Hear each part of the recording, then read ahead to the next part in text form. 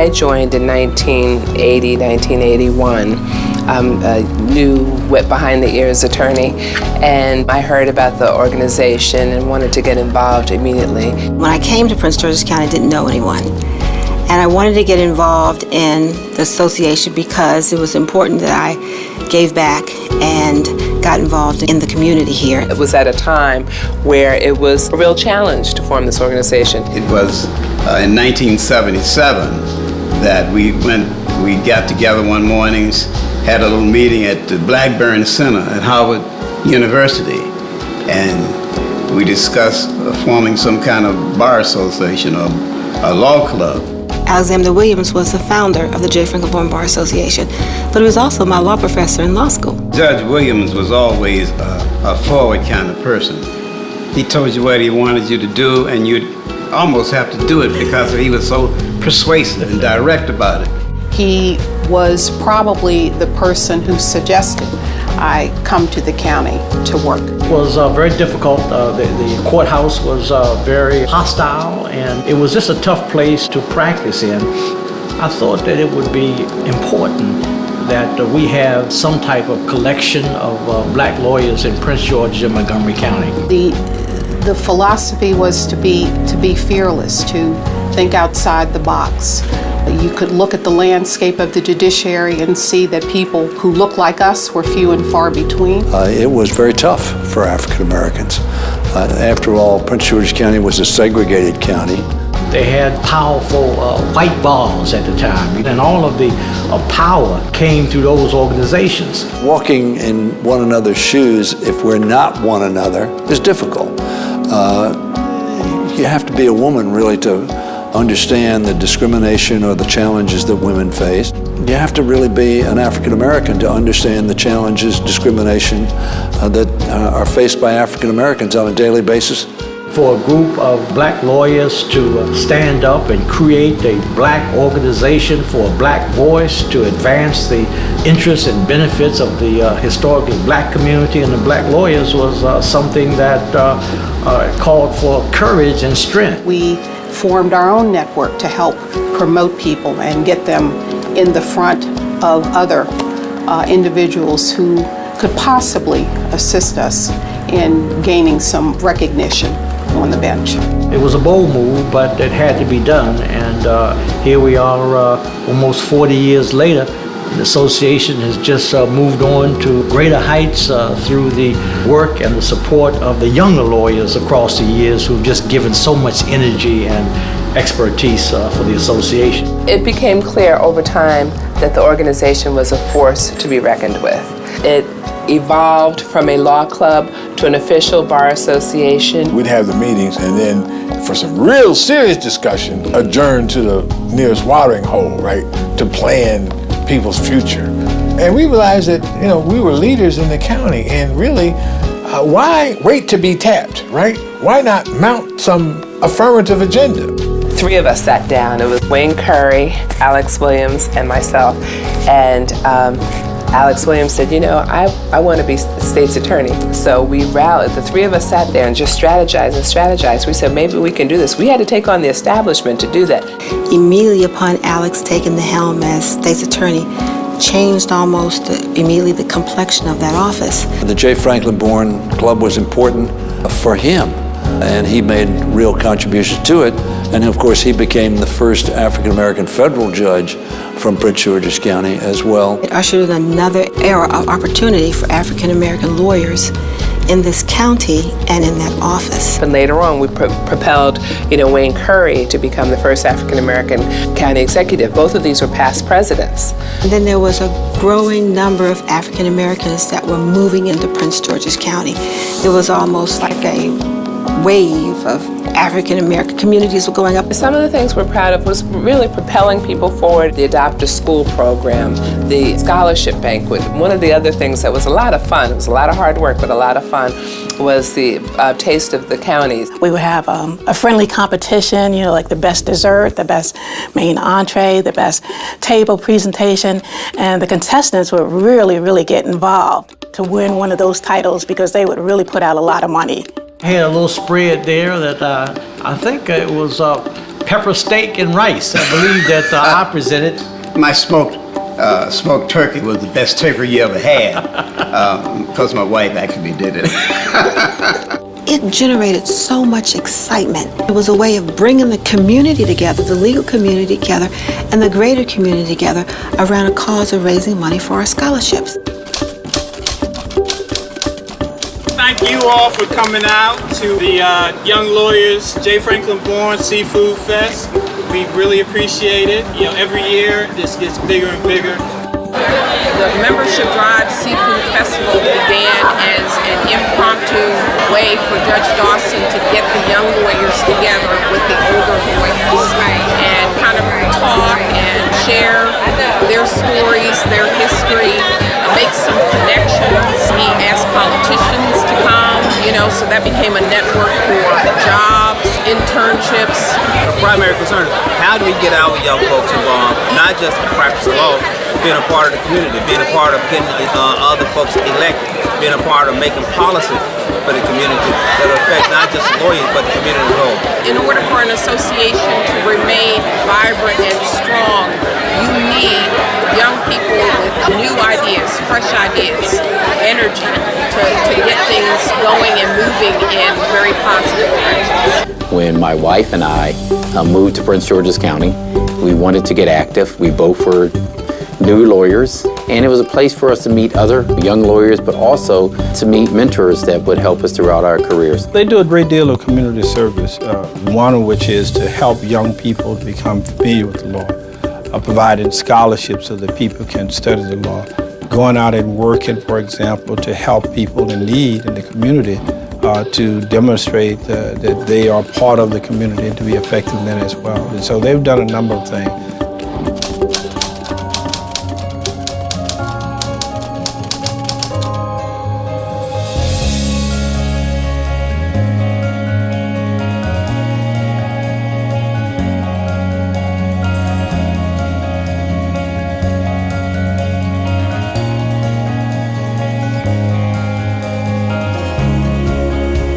Christmas in April is a program that the county provides to residents in need, or whether it be minor repairs or beautification. This particular year, there were 83 homes that were chosen to participate in the program. The Christmas in April will provide skilled labor if you need it as well, and then we have a carpenter here to help lay carpets. So we have lots of people who have strengths in a variety of areas who can come and help. The homeowner has expressed to me over and over again how happy she is with the service.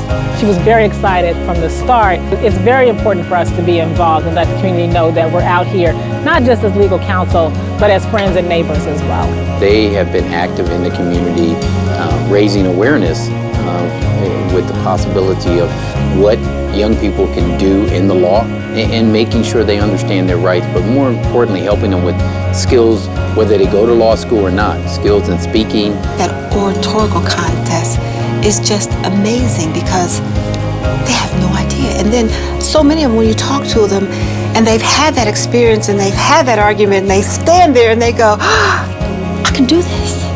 I can do this. I can be a lawyer. And they start that thought process. I think it's important for us to take advantage of that fearless spirit so that they can forge ahead and create not just opportunities for themselves, but for other people. And justice for all. My name is Trayvon Johnson. I'm 17 years old. I'm 18 years old. And I go to the Charles Herbert Flowers High School. This contest is like an opportunity. It's an opportunity to be able to showcase your talents, and it's also a place of growth as well.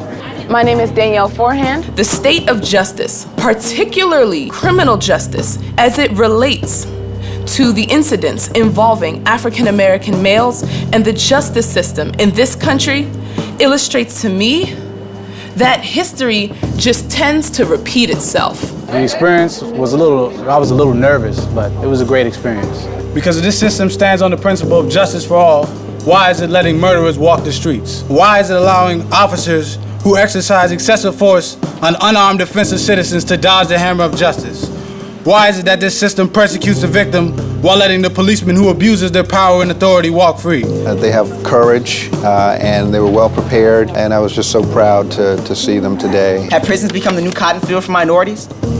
Black males, me, need programs like honors and AP classes, academic advisement, academic clubs, events, and organizations such as this one that domiciles excellence in school and promote college degrees. My name is Jerome Hurst Reed. My name is Atiba McGill. I'm 17 years old. And I go to Surrattsville High School. This is the 14th annual oratorical contest.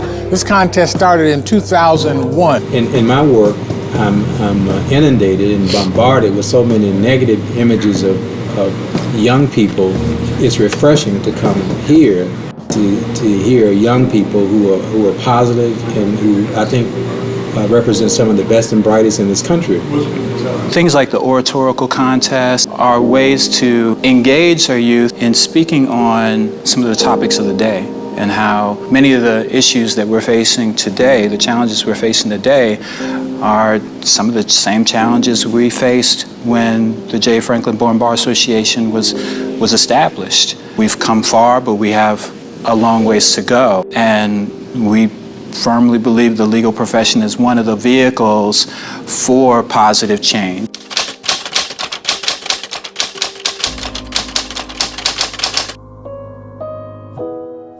They've been giving out 4 scholarships a year, $1,500 apiece. And if you just go back the past 10 years, that's $60,000 in scholarships. There's a lot that actually goes into the process, so I can honestly say that I am honored to be receiving the award. So I was selected as a recipient for the J. Franklyn Bourne Scholarship Fund.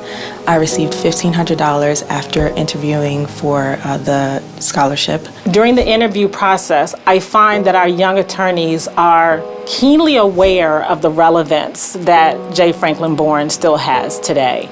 I think it's critical that we have associations such as Jfbb because the organizations believe in our young people, they are invested, and they believe in the power and potential of our young lawyers. J. Franklyn Bourne has been there for me from start to finish, from LSAT prep to my most recent midterms.